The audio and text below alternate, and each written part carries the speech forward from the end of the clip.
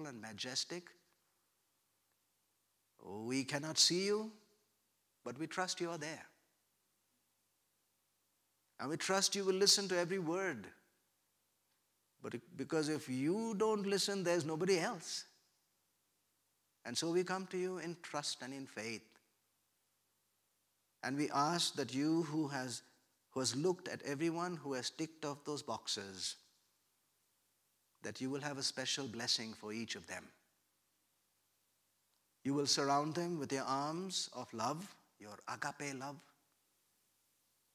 You will surround them with your arms of strength, of wisdom, of protection, of provision, that you will make provision for them, daily necessities of life, friendship, relationship, and may all of these things be a part of the life from now on as a blessing from your hand to each of them and to me. I need them too, Father. And so, great God, we commit ourselves to do the things that will please you. Keep us going in the right way. Keep us humble. Keep us teachable. And may we always stand for the truth of the matter that you teach us and show us. And then in our lives, may we do things that will honor and glorify you. For you are worthy of all the honor we can place on your name.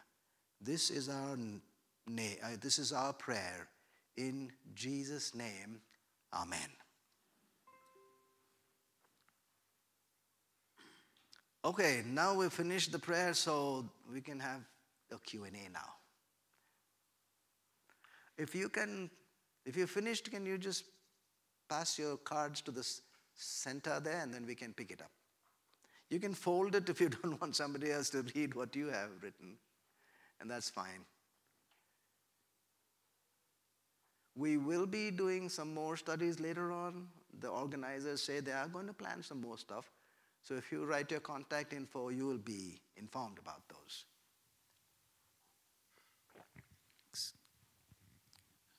Questions?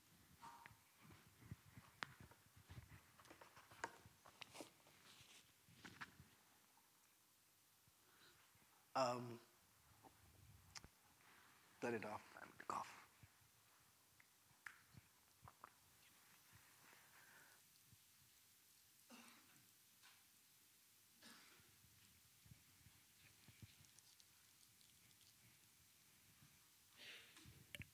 Okay, do we have any questions? Yes. Yes, sir. So I have about 3 questions, right? The first one is we saw a verse, right, which said that Jesus was made to be sin, right?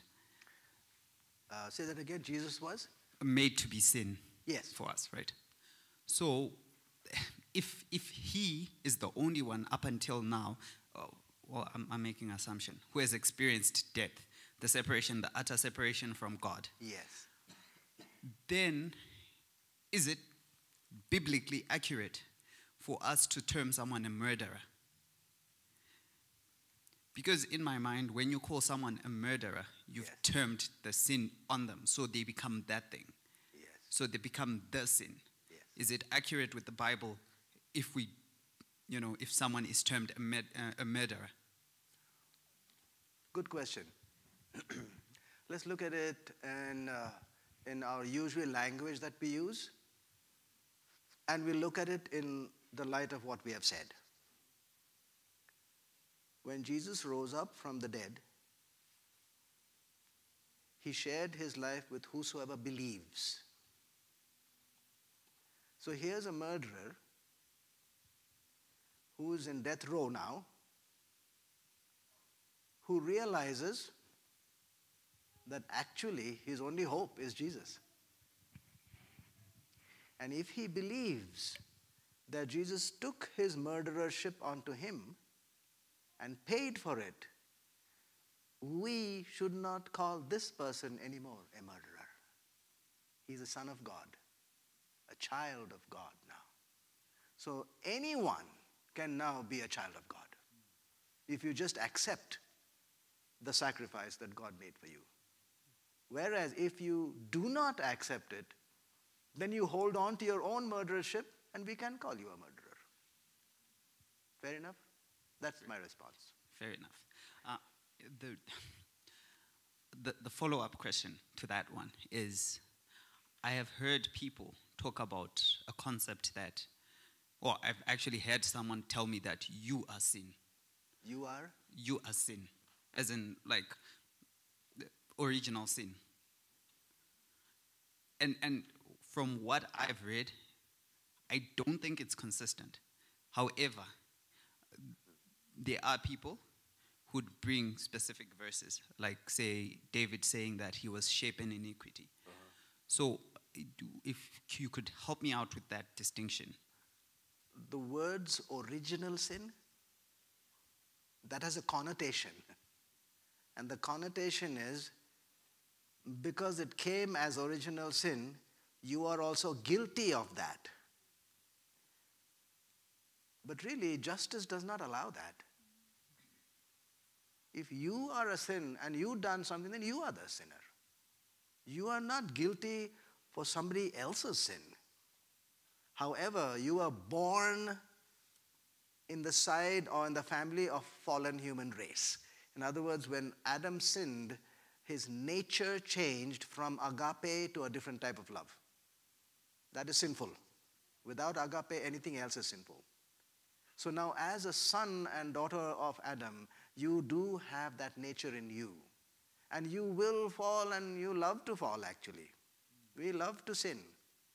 And when you do, then you become the sinner. So you do have the propensity there.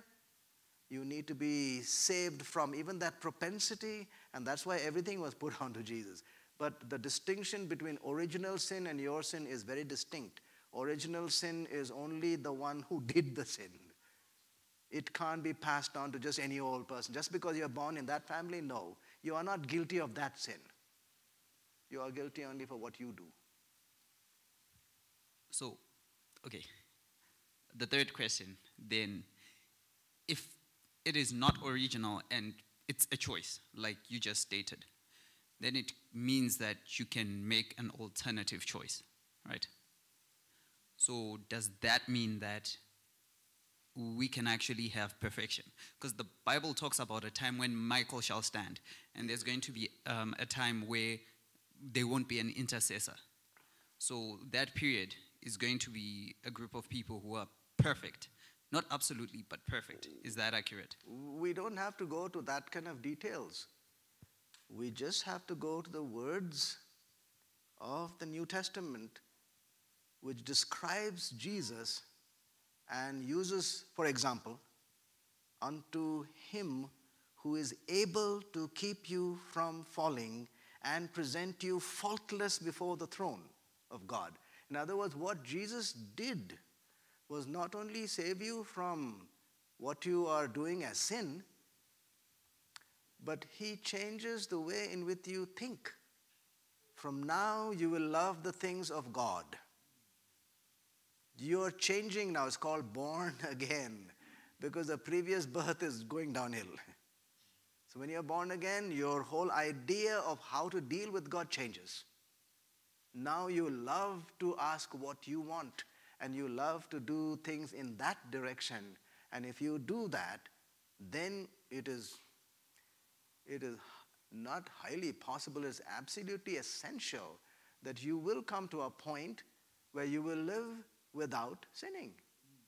But you will never know that, because righteousness is unconscious.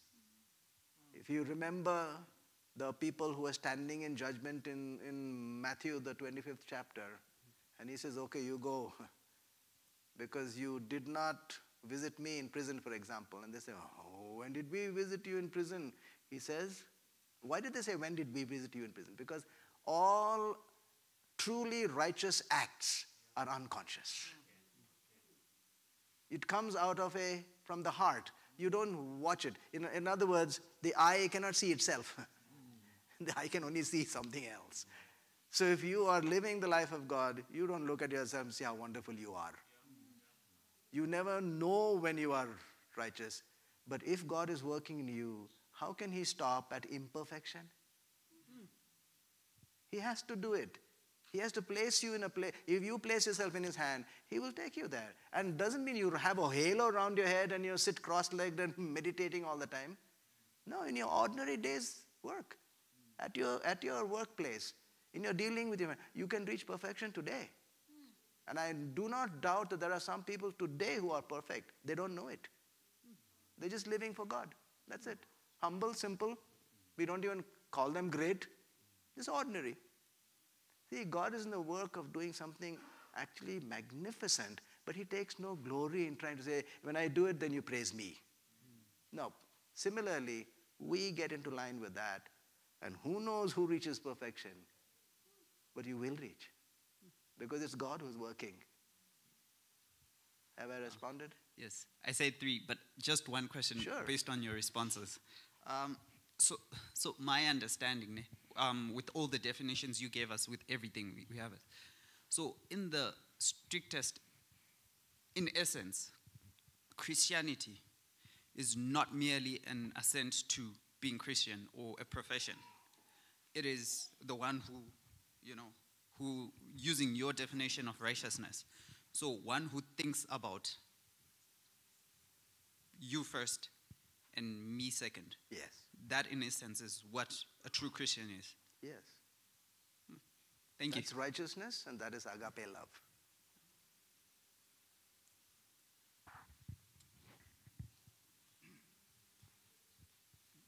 Yes? Good evening. Good evening. I've heard of the term Alpha and Omega. Alpha and Omega, yes. Yeah. And my interpretation of it is the beginning and the end. Yes. And almost everything in between. Now, what I'm trying to reconcile and understand is, if as humans we're given free will, and at the end of it, I saw one of the slides there of talking about almost eternal punishment. So if out of free will I make the wrong choices, and there's Alpha and Omega who possibly knows the beginning and the end and in between, why would there be such punitive measures? So that's the first point that I'm struggling with, and I'm trying to understand. To say that if given free will, Yes, if you're given and you free make will choices, and given choices, but then at the end you have to face punishment if some of those choices are not aligned to the Alpha and Omega. So what would the point really be? let's try to understand your question. How about making some options of those? What would be the point? So how about some options of those points? What would be some of the points from which we can choose? In other words, he is giving me free choices, and then say I don't make the right choices. What should be the options for a person who wants people to live in a decent, good way? What should be the options? What could be the options? No punishment at all? Potentially, especially if I'm looking at it from a point of agape love, as an example. Yes. To say that, and I'll use an example of, I've got children, and if for some reason they misbehave, Yes. much as I can send them to a naughty corner or punish them somehow, let's say I send them to the naughty corner to say, Yes. go think about what you did. Yes. But sometimes what I've noticed as a parent is that when you're meting out that punishment, it hurts you as well. It hurts to a point to see your creation or your kids going through that. Yes. And I'm trying to understand that if I've got this love Yes. that's boundless, why would I take that which is mine that I love so dearly and punish it for eternity for maybe not sticking to some of the rules? Why can't it just be love point, you know what, to a point where, let me say eternity. It's just love the way it is. There's no punishment. Yes, Yeah. you did wrong. You'll continue to get the love. Because I cannot hurt that which is me. And I wouldn't want to see me hurting if I'm meeting it out as well. if all of us are a sum or if it's a whole. I think that's where the disconnect is coming from, to say that why should there be this eternal punishment? And I'm struggling with that. Let's look at it carefully. The question of eternal punishment, you're using two words there, but you used also the word ordinary, just the word punishment. So are you distinguishing between eternal punishment and punishment? Is that what your question really revolves around? In other words, he can punish, but don't do eternal punishment. Is that what you're saying? Yeah, in the form of hell. Because my understanding of it, it seems as if it's continuous. There's no stopping it. It goes on and on. If our souls are eternal. Now, not too many sentences, not too many sentences, because otherwise we'll go. And I'm having a difficult time because you've said so many things. And some of those things, when there's a question on one and you're saying the third one, then I cannot get back to that. So let's try again. It goes on and on. That's what you said. What if it does not go on and on? Then what? Would it be okay if it does not go on and on? It shouldn't, in my view. Say it again. I'm saying that I don't see, and I'm wary of saying the point of it, but I'm seeking understanding. Yes, sir. And I'm searching. All of us are. To say that if it does go on and on and on. Okay, so let's say that if it does go on and on, that's not good. Let's all, okay. I'm fully in agreement with you. If it goes on and on and on, and then he's sitting up on his throne and enjoying the scene, or what? That's what you're asking, right? Yeah. And the people up in heaven looking down on the people down in hell and saying, good for you. You didn't do it right and we did it right. That's not agape, number one. Number two, I personally, when I read the Bible, I do not see it going on and on. So we'll discuss that maybe later on. So that fundamental idea of what God does to a person who does not obey him permanently, he has made up his mind. He cannot do anything about that. If he is given free choice, and if I use that free choice and make a permanent choice to heck with you, God, then God has to do something about it.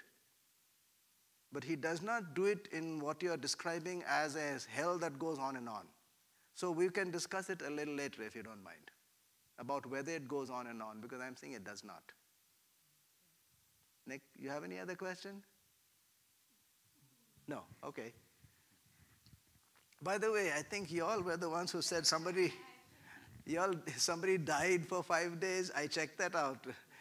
It was only a few hours, not 5 days. It went all over the world. The newspapers are all over the world. I mean, all kinds of papers all over the world, from USA to UK to Europe, all described that lady who went through that. Just a few hours. And one of them even described it as a mistaken diagnosis of death itself. Okay, which lady are we talking about? I'm talking about the lady you said has died for 5 days. Okay. That lady didn't die for 5 days. That's what I'm trying to say. Exaggerated the situation. Okay, that's fine. But, okay, I don't want to say anything because he's always saying I like saying weird stuff or asking weird questions. But you will see what I did. I didn't dismiss you, nor did I swallow what you said. I went and read it up. Okay. And I'm saying that's what we should do with any report, and not the question of right or wrong. Any report that comes to us, we should be inquirers. Say, okay, I got it. I heard it. Let's check it out. So that's all I'm trying to say I did. Okay, now that you have my attention, so I just wanted to ask, it's got nothing to do with the topic for today. Okay. But it's something that I really would like to know and understand. So there's this saying that there's an ancient language, the language of angels. So maybe you might somehow help me with that, because I'm also struggling with understanding that. Because you find people saying that there's people speaking in tongues, and there's people speaking in the devil language, or, I really want to understand what is that. I know in church they explain it, and then you find people praying in that specific language, but I don't want to say that I am struggling, because sometimes I do have that in me where it just comes out, and I have no clue what I'm saying. And I don't want to scare people, but sometimes you'd find that, like an incident, we were at a mall.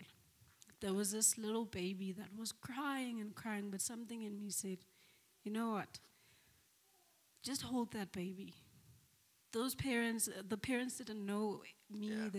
They were obviously not comfortable with me holding their child. I could obviously maybe run away with the child or something like that. And as I held that baby, we spoke. I can't explain it, but we had some sort of a conversation, probably like 2 months, 3 months. It was quite weird and interesting at the same time, because I'm still learning. I'm new. Sure. I don't doubt that Jesus is there. I don't doubt that God is there, but I'm questioning all of that. These phenomena that take place are real, number one, because they really do, and we can hear it. So for us to respond to that, our safest way is to see if there's anything in the Bible that talks about that. And it does. I'll give you the reference. If you read it later on, you can. It's found in the book of Corinthians, 1 Corinthians, the 12th chapter. It says, these are the words it says, and God has placed or set or appointed in the church first apostles. There's this very words, second prophets, third teachers, and then miracles. And then it says after that, so 4 are already done.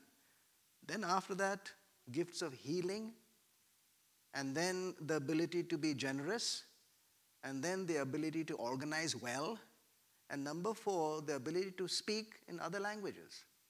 So it's there. Now when you read the description of what these other languages are, you find a divergence of ideas, and I think both are okay. Number 1, you speak in a language that is actually another language. And also there's another way in which you speak a language that actually nobody knows. Even you don't know the language. But you are speaking in a language. And when the description of that is given, Paul, who wrote the book, says that that way you are speaking mainly between you and God. Nobody else needs to know about that. And then he describes how you will understand that it's probably from God, because those kind of things can also come as a counterfeit. So how do you distinguish between those two? He gives some ways in which you do. If you publicly keep on doing it and nobody can understand, you say, what's the point? That's what Paul says. What's the point? If you just keep on publicly doing it. For instance, if we sit over here and 7, 10 of us start speaking in that language and nobody understands, he says, wait a minute, don't do it like that. Only 1, 2, or 3 of you, and one at a time. And then when one speaks in that language, make sure that somebody else in the group can interpret that for the group. Otherwise, it's suspect if you do it publicly. If you do it privately, the way you check that out is to ask yourself whether in that speaking you are being drawn closer to the God of the Bible. Or are you drawn closer to the fact that you are speaking in tongues, therefore you are at this level? In other words, there's some pride in your heart. And if pride is the thing that is in the mix, then you have to question yourself. Am I doing it right?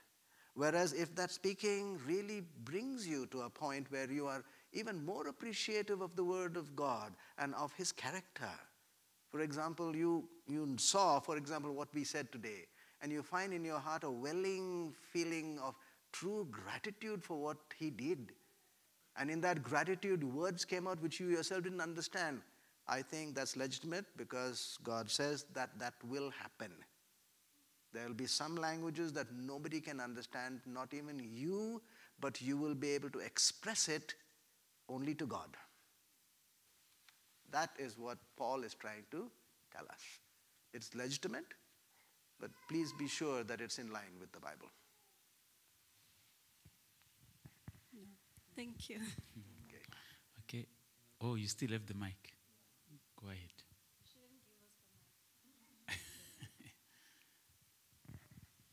Anyone else? It's Oh, yeah, me yeah. again. Yes. Still. Yes, yes. I'm not quite familiar with the Bible that much, Okay. but I've, I don't know if I read it or I heard it. There's some passages in there that would seem a bit human-like. Son was Isaac, where he was tested by having him to sacrifice his son. Yes.